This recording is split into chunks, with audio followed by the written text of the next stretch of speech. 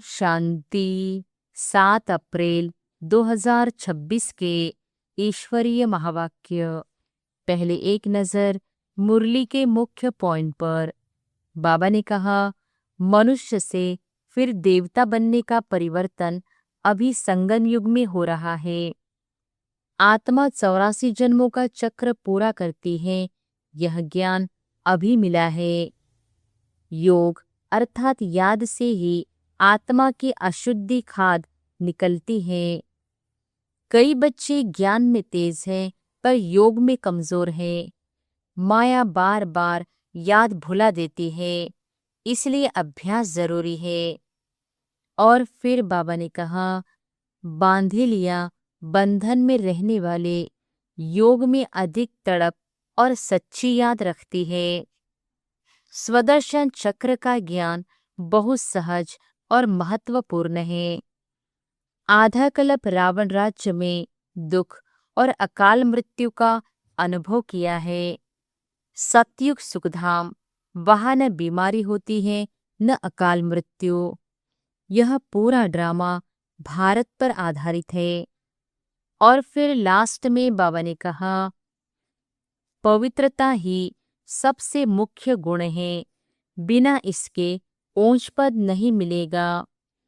काम विकार से गिरकर आत्मा काली बनी, ज्ञान चिता से गोरा बनेगी। आत्म अभिमान में रहना ही मुख्य मेहनत है।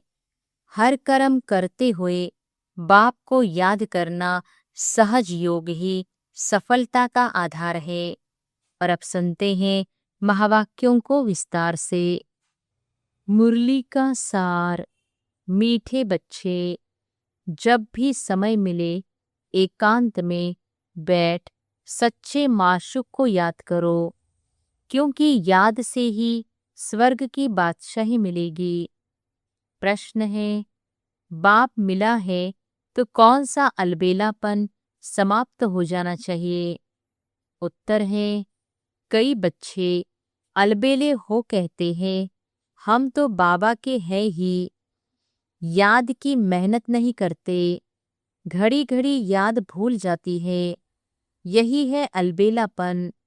बाबा कहते, बच्चे अगर याद में रहो तो अंदर स्थायी खुशी रहेगी, किसी भी प्रकार का घुटका नहीं आएगा।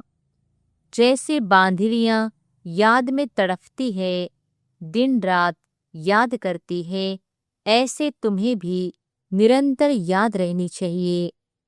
गीत है, तकदीर जगा कर आई हूँ, नई दुनिया बसा कर आई हूँ। ओम शांति। बाप ने बच्चों को समझाया है, तुम भी कहते हो ओम शांति। बाप भी कहते हैं ओम शांति, अर्थात तुम आत्माएं शांत स्वरूप हो। बाप भी शांत स्वरूप है। आत्मा का स्वधर्म शांत है, परमात्मा का भी स्वधर्म शांत है। तुम भी शांति धाम में रहने वाले हो। बाप भी कहते हैं, मैं भी वहां का रहने वाला हूँ। तुम बच्चे पुनर्जन्म में आते हो, मैं नहीं आता। मैं इस रथ में प्रवेश करता हूँ, यह मेरा रथ है। शंकर से अगर पूछेंगे, पूछ तो नहीं सकते, परंतु समझो, सूक्ष्म वतन में जाकर कोई पूछे तो कहेंगे यह सूक्ष्म शरीर हमारा है। शिव बाबा कहते हैं, यह हमारा शरीर नहीं है, यह हमने उधार लिया है, क्योंकि मुझे भी कर्मेंद्रियों का आधार चाहिए।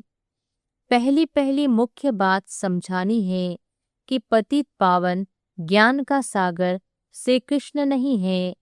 श्री कृष्ण सर्व आत्माओं को पतित से पावन नहीं बनाते हैं, वो तो आकर पावन दुनिया में राज्य करते हैं। पहले प्रिंस बनते हैं, फिर महाराजा बनते हैं। उनमें भी यह ज्ञान नहीं है। रचना का ज्ञान तो रचता में ही होगा ना। श्री कृष्ण को रचना कहा जाता है। रचता बाप ही आकर ज्ञान देते हैं। अभी बाप रच रहे हैं, कहते हैं तुम हमारे बच्चे हो, तुम ही कहते हो बाबा हम आपके हैं। कहा भी जाता है ब्रह्मा द्वारा ब्राह्मणों की स्थापना, नहीं तो ब्राह्मण कहाँ से आए। सूक्ष्म वतन वाला ब्रह्मा कोई दूसरा नहीं है। ऊपर वाला सो नीचे वाला सो ऊपर वाला एक ही है। अच्छा, विष्णु और लक्ष्मी नारायण भी एक ही बात है। वह कहाँ के हैं? ब्रह्मा सो विष्णु बनते हैं, ब्रह्मा सरस्वती ही सो लक्ष्मी नारायण। फिर वही सारा कल्प 84 जन्मों के बाद आकर संगम पर ब्रह्मा सरस्वती बनते हैं। लक्ष्मी नारायण भी मनुष्य है, उनका देवी देवता धर्म है। विष्णु को भी 4 भुजाएं दी है। यह प्रवृत्ति मार्ग दिखाया है। भारत में शुरू से ही प्रवृत्ति मार्ग चलाता है, इसलिए विष्णु को 4 भुजाएं दी है। यहाँ है ब्रह्मा सरस्वती, वह सरस्वती एडॉप्टेड बच्ची है। इनका असूल नाम लखीराज था, फिर इनका नाम रखा ब्रह्मा। शिव बाबा ने इसमें प्रवेश किया और राधे को अपना बनाया, नाम रखा सरस्वती।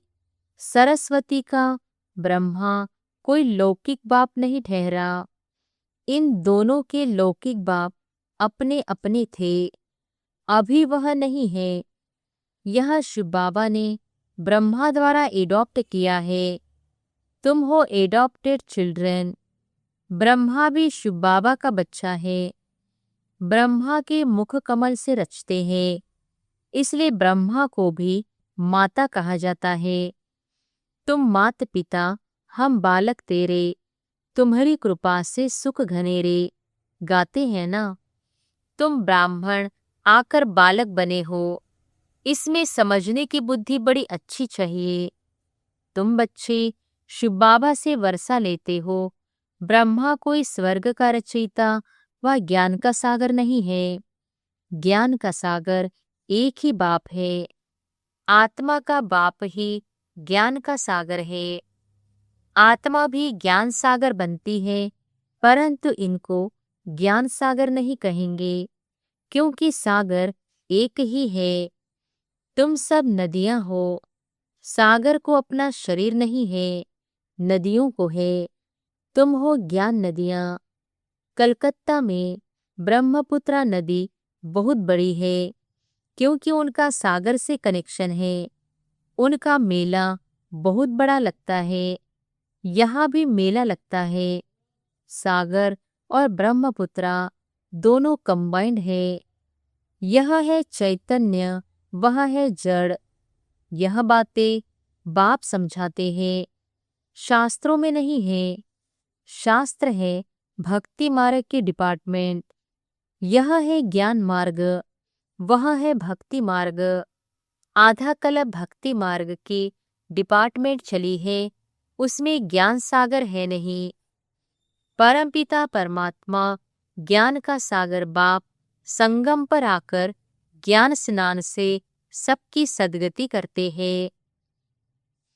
तुम जानते हो कि हम बेहद के बाप से स्वर्ग के सुखों की तकदीर बना रहे हैं। बरोबर हम सतयुग त्रेता में पूज्य देवी देवता थे, अभी हम पूजारी मनुष्य है। फिर मनुष्य से तुम देवता बनते हो। ब्राह्मण सो देवता धर्म में आए, फिर क्षत्रिय वैश्य शूद्र बने। 84 जन्म लेते लेते नीचे उतरना पड़ा है। यह भी तुमको बाप ने बताया है, तुम अपने जन्मों को नहीं जानते थे। 84 जन्म भी तुम ही लेते हो। जो पहले पहले आते हैं वही पूरे 84 जन्म लेते हैं। योग से ही खाद निकलती है, योग में ही मेहनत है। भले कई बच्चे ज्ञान में तीखे हैं, परंतु योग में कच्चे हैं। बांधिलियां योग में छुटेलियों से भी अच्छी है। वह तो शिव बाबा से मिलने के लिए रात दिन तड़पती है। तुम मिले हो। तुमको कहा जाता है याद करो तो तुम घड़ी घड़ी भूल जाते हो। तुमको तूफान बहुत आते हैं, वह याद में तड़पती है, तुम तड़पते नहीं हो। उन्हों का घर बैठे भी ऊंच पद हो जाता है। तुम बच्चे जानते हो, बाबा की याद में रहने से हमको स्वर्ग की बादशाही मिलेगी। जैसे बच्चा गर्भ से निकलने के लिए तड़पता है, वैसे बांधलियां तड़पते तड़पते पुकारती है, शिव बाबा इस बंधन से निकालो। दिन रात याद करती है। तुमको बाप मिला है तो तुम अलबेली बन पड़े हो। हम बाबा के बच्चे हैं। हम यह शरीर छोड़ जाए प्रिंस बनेंगे। यह अंदर स्थायी खुशी रहनी चाहिए, परंतु माया याद रखने नहीं देती। याद से खुशी में बहुत रहेंगे, याद नहीं करेंगे तो गुटखा खाते रहेंगे।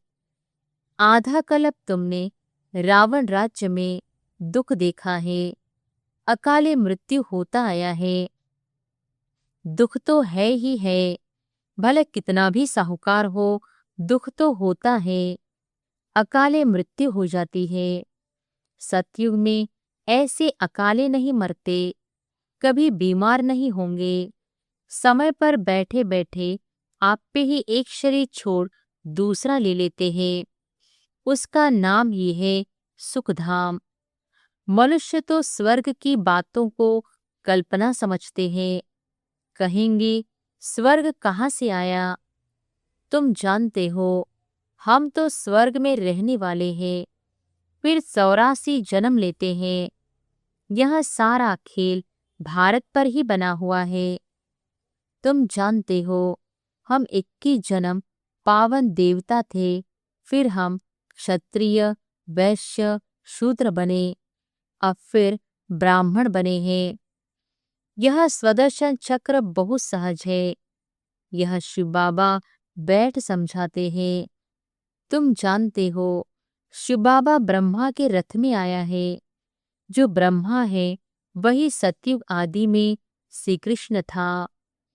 84 जन्म ले पतित बने हैं, फिर इनमें बाप ने प्रवेश कर एडॉप्ट किया है।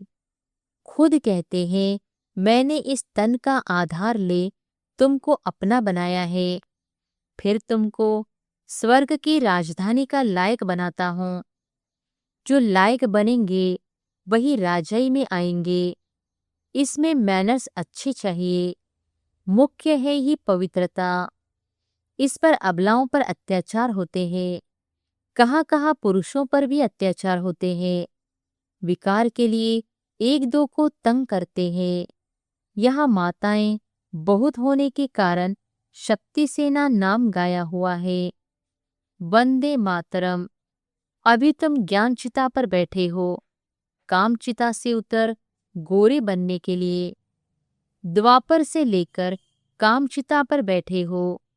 एक दो को विकार देने का हथियाला विकारी ब्राह्मण बांधते हैं। तुम हो निर्विकारी ब्राह्मण। तुम वह कैंसिल कराए ज्ञान चिता पर बिठाते हो। काम चिता से काले बने हैं, ज्ञान चिता से गोरे बन जाएंगे। बाप कहते हैं, भले इकट्ठे रहो, परंतु प्रतिज्ञा करनी है, हम विकार में नहीं जाएंगे। इसलिए बाबा अंगूठी भी पहनाते हैं। शिव बाबा बाबा भी है, साजन भी है। सभी सीताओं का राम है, वही पतित पावन है। बाकी रघुपति राघव राजा राम की बात नहीं है। उसने संगम पर ही यह प्रालब्ध पाई थी। उनको हिंसक बाण दिखाना रॉन्ग है। चित्र में भी नहीं देना चाहिए, सिर्फ लिखना है चंद्रवंशी। बच्चों को समझाना चाहिए। शिव बाबा इस द्वारा हमको यह चक्र का राज समझा रहे हैं। सत्यनारायण की कथा होती है ना, वह है मनुष्यों की बनाई हुई कथा। नर से नारायण तो कोई बनते नहीं। सत्यनारायण की कथा का अर्थ ही है नर से नारायण बनना। अमर कथा भी सुनाते हैं। अमरपुरी में तो कोई जाते नहीं। मृत्युलोक 2500 वर्ष चलता है। तीजरी की कथा माताएं सुनती है। वास्तव में यह है तीसरा ज्ञान का नेत्र देने की कथा। अभी ज्ञान का तीसरा नेत्र आत्मा को मिला है तो आत्म अभिमानी बनना है। मैं इस शरीर द्वारा अब देवता बनती हूँ। मेरे में भी संस्कार है। मनुष्य सब देह अभिमानी है। बाप आकर देही अभिमानी बनाते हैं। लोग फिर कह देते हैं आत्मा परमात्मा एक है। परमात्मा ने यह सब रूप धारण किए हैं। बाप कहते हैं यह सब रॉन्ग है। इसको मिथ्या अभिमान मिथ्या ज्ञान कहा जाता है। बाप बतलाते हैं मैं बिंदी मिसल हूँ। तुम भी नहीं जानते थे, यह भी नहीं जानते थे। अभी बाप समझाते हैं इसमें संशय नहीं आना चाहिए, निश्चय होना चाहिए। बाबा जरूर सत्य ही बोलते हैं। संशय बुद्धि विनशंति, वह पूरा वर्षा नहीं पाएंगे। आत्म अभिमानी बनने में ही मेहनत है। खाना पकाते बुद्धि बाप की तरफ लगे रहे। हर बात में यह प्रैक्टिस करनी चाहिए। रोटी बेलते अपने माशूक को याद करते रहना, यह अभ्यास हर बात में चाहिए। जितना समय फुर्सत मिले याद करना है। याद से ही तुम सतोप्रधान बनेंगे। 8 घंटा कर्म के लिए छुट्टी है। बीच में भी एकांत में जाकर बैठना चाहिए। तुम्हें सबको बाप का परिचय भी सुनाना है। आज नहीं सुनेंगे तो कल सुनेंगे। बाप स्वर्ग स्थापन करते हैं। हम स्वर्ग में थे, अभी फिर नरकवासी हुए हैं। अब फिर बाप से वर्षा मिलना चाहिए। भारतवासियों को ही समझाते हैं। बाप आते भी भारत में ही हैं। देखो तुम्हारे पास मुसलमान लोग भी आते हैं। वो भी सेंटर संभालते हैं। कहते हैं शिव बाबा को याद करो। सिख भी आते हैं, क्रिश्चियन भी आते हैं। आगे चलकर बहुत आएंगे। यह ज्ञान सबके लिए है, क्योंकि यह है ही सहज याद और सहज वर्षा बाप का। परंतु पवित्र तो जरूर बनना पड़ेगा। दे दान तो छूटे ग्रहण। अभी भारत पर राहु का ग्रहण है, फिर बृहस्पति की दशा शुरू होगी 21 जन्मों के लिए। पहले होती है बृहस्पति की दशा, फिर चक्र की दशा। सूर्यवंशियों पर बृहस्पति की दशा, चंद्रवंशियों पर चक्र की दशा कहेंगे। फिर दशा कमती होती जाती है। सबसे खराब है राहु की दशा। बृहस्पति कोई गुरु नहीं होता है। यह दशा है वृक्षपति की। वृक्षपति बाप आते हैं तो बृहस्पति और चक्र की दशा होती है। रावण आते हैं तो राहु की दशा हो जाती है। तुम बच्चों पर अभी बृहस्पति की दशा बैठती है। सिर्फ वृक्षपति को याद करो, पवित्र बनो, बस। अच्छा, मीठे मीठे सिकिलधे बच्चों प्रति माता पिता बाप दादा का याद प्यार और गुड मॉर्निंग। रूहानी बाप की रूहानी बच्चों को नमस्ते। धारणा के लिए मुख्य सार। पहले पॉइंट, हर कार्य करते हुए आत्म अभिमानी बनने की प्रैक्टिस करनी है। देह का अहंकार समाप्त हो जाए, इसके लिए ही मेहनत करनी है। दूसरी पॉइंट, सतयुगी राजाई के लायक बनने के लिए अपने मैनर्स रॉयल बनाने हैं। पवित्रता ही सबसे ऊंची चलन है। पवित्र बनने से ही पवित्र दुनिया के मालिक बनेंगे। वरदान है, करण करावनहार की स्मृति द्वारा सहज योग का अनुभव करने वाले सफलता मूर्त भव। करण करावनहार की स्मृति द्वारा सहज योग का अनुभव करने वाले सफलता मूर्त भव।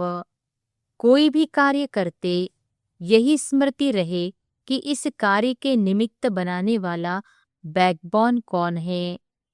बिना बैकबोन के कोई भी कर्म में सफलता नहीं मिल सकती।